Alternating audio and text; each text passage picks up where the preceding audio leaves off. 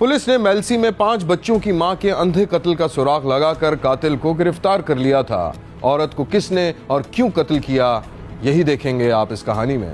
मैं हूं पारस मसरूर और आप देख रहे हैं कोई देखे न देखे, शब्बीर तो देखेगा। परवेज अपनी छोटी सी दुकान पर मौजूद था तो इस दौरान मोहल्ले की एक लड़की दुकान पर आ गई और टॉफी के बर्तनों में हाथ डालने लगी। अरे भाई क्या चाहिए मुझे बताओ, मैं निकाल देता हूँ। मैं खुद ही ले लूंगी। तो हम किस लिए बैठे हुए हैं यहाँ? अरे तो मैं तुम्हारी कोई चीज चुराऊंगी थोड़ी। ये लो गिन लो, 10 है पूरी। बताओ कितने पैसे हुए? 50 रुपए हो गए इसके। हाय, पैसे तो मैं घर पे भूल गई। एक काम करो, वो कोने वाले मकान में रहती हूँ, बाद में दे जाऊंगी तुम्हें। उधार तो देखो बंद है, लेकिन फिर भी तुम ले जाओ, पैसे दे जाना। हाँ तो मैं तुम्हारे पैसे चुरा के क्या करूंगी? तुम परवेज हो ना? हाँ, लेकिन तुम्हें किसने बताया? घर के बच्चे अक्सर बताते रहते हैं परवेज भाई की दुकान, परवेज भाई की दुकान। तुम सऊदी अरब नहीं गए थे नौकरी करने? हाँ गया तो था, लेकिन अब यहीं आ गया हूँ। तो यहाँ से गुजारा हो जाता है तुम्हारा? हाँ, हो ही जाता है। लेकिन एक बात बताओ, तुम सब कुछ मुझसे पूछती रहोगी या अपने बारे में भी कुछ बताओगी? जैसे कितने बच्चे हैं तुम्हारे?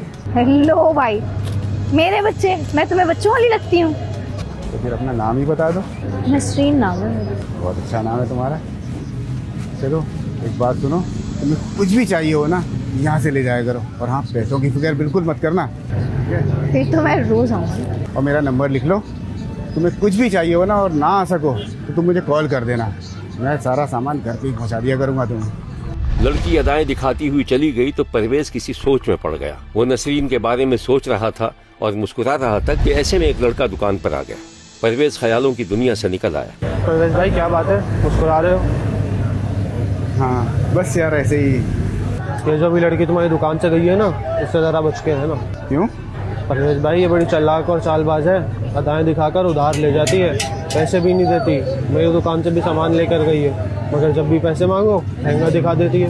अच्छा ऐसी बात है ना, तो अब क्या आने दे इसको।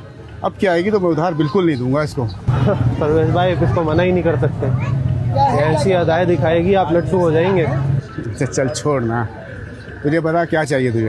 चाहिए तो कुछ नहीं, बस ऐसे ही गुजर रहा था, सोचा खैरियत मालूम कर लूँ। बाजार जा रहा हूँ दुकान का सामान लेने। चल कुछ चाहिए होगा तो मैं बताऊंगा तुझे। हाँ ओके।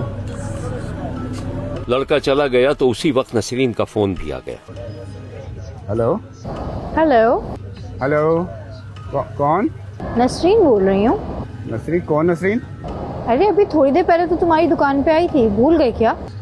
अच्छा नसरीन, हाँ बोलो, कैसे फ़ोन किया? वैसे ही तुम्हें फोन नहीं कर सकती क्या? अल्लाह खैर करे, बोलो क्या बात है? ऐसे फोन नहीं किया जा सकता तुम्हें, जरूरी है कोई वजह हो? नहीं नहीं बिल्कुल कर सकती हो, लेकिन अगर मेरी बीवी को पता चल गया ना तो वो जान से मार डालेगी। इतना डरते हो बीवी से? नहीं खैर, डरता वरता तो मैं किसी से नहीं हूँ। एक बात कहूँ, तुम ना वैसे सच में मुझे बहुत अच्छे लगे। अब तुम बढ़ती ही जा रही हो। सच कह रही हूँ। अच्छा तो फिर मैं क्या करूँ? तुम ना एक काम करो, अपनी बीवी को लात मारो और मुझसे शादी कर लो। तुम पागल हो गई हो क्या? दिमाग सही है तुम्हारा? सोच लो। अच्छा चलो फिर कहीं बैठ कर बात करेंगे इस बारे में, ठीक है? अच्छा सुनो, तुमने वाकई मेरी बातों का यकीन कर लिया? तो तुम क्या चाहती हो, मैं ना करूँ? मर्जी है।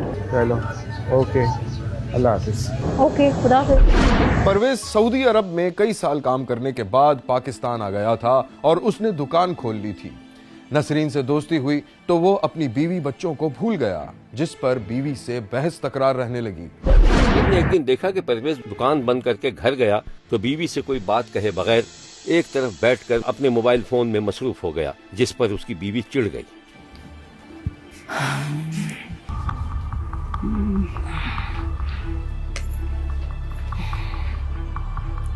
बात सुने परवेज,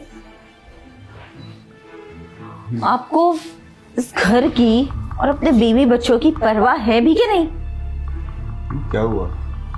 ऐसा क्या कर दिया मैंने? आप अपना मोबाइल मुझे दीजिए और जरा तसल्ली से मेरी बात सुने। लाए दे। बोलो।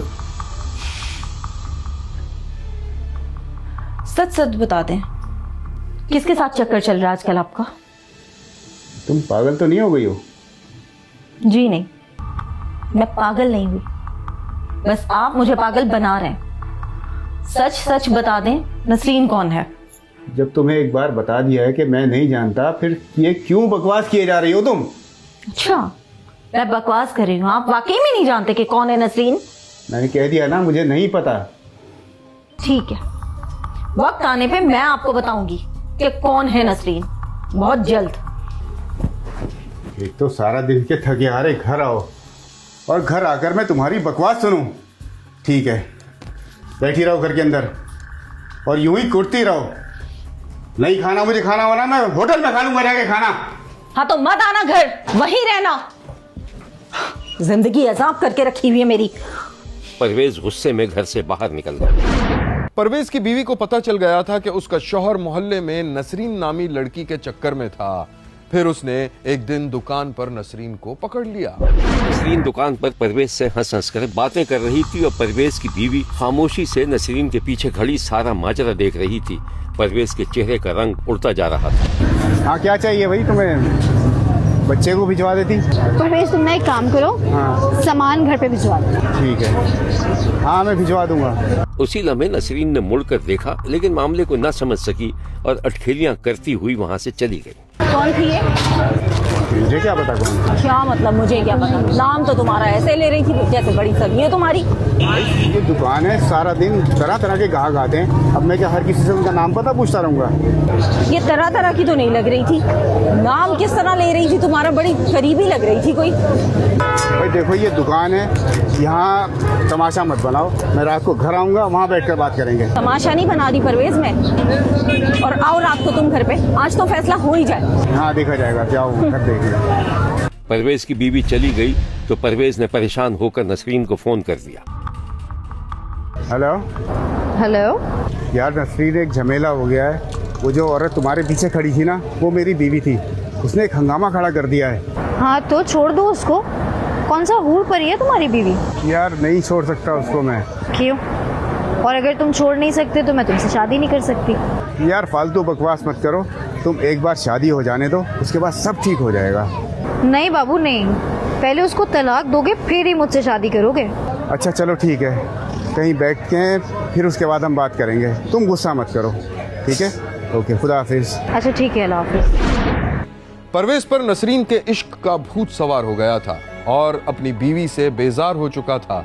फिर उसने एक खतरनाक काम किया। एक दिन बीवी से झगड़े के दौरान उसे बिजली की तार से गला घोंटकर मार दिया और छत में सुराख करके उस पर पेट्रोल छिड़क कर आग लगा दी और डकैती का ड्रामा रचाने लगा। पता करने क्या मामला है, मेरी निकी को जलाए सी असा लाए लमाए को पता क्या निकी ने जलाए सी, निकी जलाया असा जली दो तो आ गए जला न भाई। अच्छा कोई इंसाफ चाहिए, इंसाफ मिल वनेगा। साड़ी तक साकू ई चीज का मुतालबा मिलना चाहिए। जिमें सारी धी को साड़े थी ताकू इं सड़ना चाहिए वाल सारा। हाँ तक असा ये चाहने हुकूमत ने साढ़े को ब्यौरा को चाहिए, साढ़े नाल इमदाद करे, मेहरबानी। हमें फिर पता चला कि ये जो कॉलर है जो मुद्दई बना हुआ है, बेसिकली इसने खुद ही अपनी बीवी सियानी माई रुस्तगीना माई को पहले तार से गला दबा के उसका मर्डर किया है। फिर उसके बाद उसने एविडेंसेस को ज़ाहिर करने के लिए उसको आग लगा दी। फिर मज़े की बात इसमें यह है कि जिस कमरे में वो खुद सोया हुआ था, उसने वहाँ पे भी एक ड्रामा करने की कोशिश की कि वहाँ पे भी पेट्रोल छोड़ के आग लगाई। तो अल्हम्दुलिल्लाह हमारी टीम ने इसमें बड़ा ही प्रोफेशनली काम किया और बड़ा प्रॉम्प्ट एक्शन लिया। ज़ाहिर है जो वल्नरेबल सेगमेंट ऑफ सोसाइटी है, ये हमारी गवर्नमेंट ऑफ पंजाब का एक विजन है और उसमें हम बिल्कुल उसको बड़ा सीरियसली और बड़ा प्रॉम्प्ट उस पर एक्शन लेते हैं। तो वही इसमें भी हमने किया कि विद इन 24 आवर्स हमने इस केस को वर्कआउट कर लिया और हम असल कातिल तक पहुंच गए, जिसने खुद ही 5 बच्चों की मां और अपनी बीवी को कत्ल करके और आग लगा के ये सारा बतुआ सर्जन किया। परवेज ने मुबैना तौर पर इस मंसूबे में अपने एक दोस्त को भी शरीक कर लिया था। पुलिस ने दोनों को गिरफ्तार करके कत्ल का मुकदमा दर्ज कर लिया था। देखते रहिए, क्योंकि कोई देखे न देखे शब्बीर तो देखेगा। यहाँ लेते हैं एक छोटा सा ब्रेक। कहीं जाइएगा नहीं, हमारे साथ रहिएगा, क्योंकि कोई देखे न देखे शब्बीर तो देखेगा।